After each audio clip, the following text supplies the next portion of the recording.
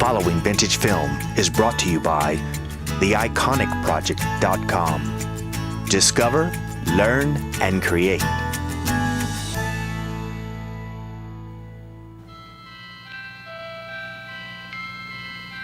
A photographic quarterly, Camera Work, was published by Alfred Stieglitz shortly after the turn of the century. The photographs, drawings, and articles by Stieglitz and his friends signaled photography's coming of age in America. Photography is an art, a step in learning, and an insight into the life and the things that surround us. Stieglitz described his own work as the exploration of the familiar. He said, "I have found my subjects within 60 yards of my door." He favored any means that might free the photographer's whole energies so that they could be channeled in the direction of the decision, the picture itself. Since 1947, Edwin Land and Polaroid have pursued a central concept, one single thread, the removal of the barriers between the photographer and his subject.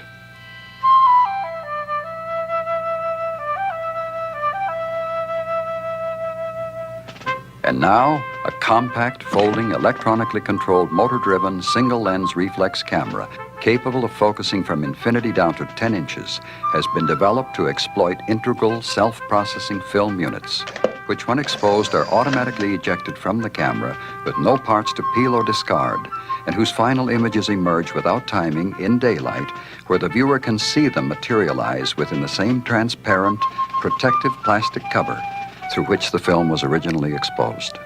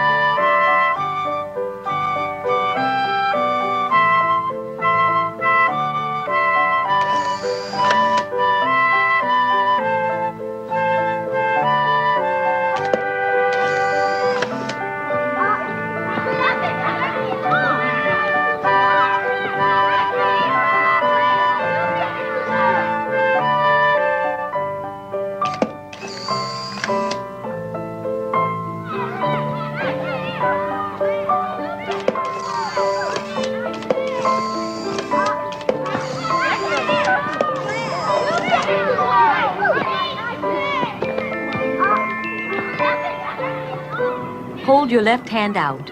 Place the camera across the palm. Grasp the rear of the viewfinder cap. Pull the camera into its erect position. To load, press and the door opens. Take the 10-picture film pack and push it all the way in. Close the door and automatically the cover sheet will be ejected from the camera. Now rest the camera against your chin. Bring your eye to the viewing lens. Place your thumb on the back of the lens board and your finger on the focusing wheel. Rolling left or right to bring the scene into sharp focus from infinity down to 10 inches. When the correct moment comes, press the red electric shutter button, holding the camera steady until the film is out.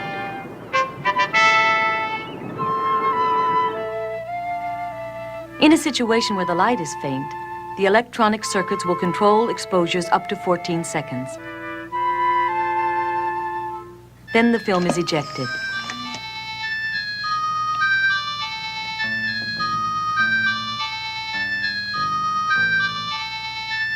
The 10-bulb flash unit, 5 on each face, is installed by inserting the prong of the unit firmly into the opening above the lens. Select, focus, shoot.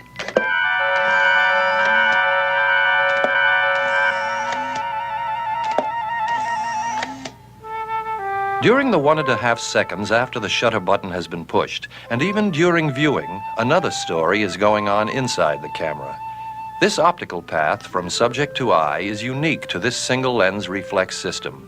All elements are articulated to fold into a compact unit that folds flat. The 4-element lens collects the light, which bounces off of a permanent mirror to a fine Fresnel surface. It bundles the light and reflects it back again to the same mirror. The light leaves the interior of the camera through two astigmatism-correcting slits bouncing off of an aspheric plastic mirror, which focuses the image in space. It is this image that is seen through the eyepiece, which is itself aspheric. When the picture is taken, the Fresnel moves, elevating the taking mirror so that the image that had fallen onto the retina of the photographer's eye is reflected onto the film. The camera gets a fresh power source within each fresh film pack, a 4-cell 6-volt battery made like ribbon and cut to size. Power and signals are transmitted throughout the camera. Each part of the system speaks to the other parts, getting their precise cues from a configuration of circuits that employs more than 200 transistors and as many resistors.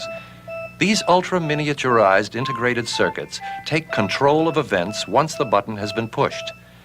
The first signal energizes solenoid number 1 and closes the shutter on the lens and photocell. The blades are open when relaxed and in closing activate the circuit that moves a small 12,000 RPM motor just 7 revolutions, enough to both turn the mirror release cam and open a pair of contacts, stopping the motor just as springs take over to release the mirror Fresnel assembly and send it into taking position. The solenoid power is off, and as the lens shutter starts to open, so does the shutter in front of the photocell. The ambient light passes through the photocell lens, past the shutter blades, and strikes the photocell mounted on the main circuit board. The blades continue to open until light reaching the cell builds up enough voltage to trigger the shutter solenoid. The blades rush to the closed position, and the motor is signaled to start the processing cycle. The gear train moves the film pick forward, and the opacifier and reagents are spread between the photosensitive layers and the clear plastic of the film unit. In the meantime, the mirror is lowered and latched. In lowering, it advances the film counter. All power is down, relaxing the shutter to its open position. The exposed film out of the camera is now protected by the turquoise opacifier, which also carries the processing ingredients. The film is about 1/100 of an inch thick. 2/3 of this is the transparent film cover and the black backing. The rest is the chemistry. Farthest from the cover are 3 color-sensitive layers, each with its complementary layer of dye developer. The untrapped dye developer will migrate to the positive to form the positive image. The process takes several minutes, and the picture will continue to mature for some time. The white titanium dioxide forms a luminous background for the metallized dyes.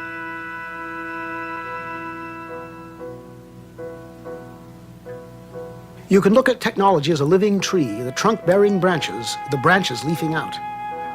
Or you can see it as a net, each knot tying up threads from many sides. But the human reality is more intricate than either one. We have been looking at one invention which began pretty purely out of the conception of a need. The hope to change the person who takes pictures from a harried offstage observer into someone who is a natural part of the event. No single thread wove this invention. Not lens, not moving mirror, not film chemistry, not clever circuits. They are coordinate, parts of a single strategy working together to protect and fulfill the original hope. This invention is finally a system. Call it a system of novelties.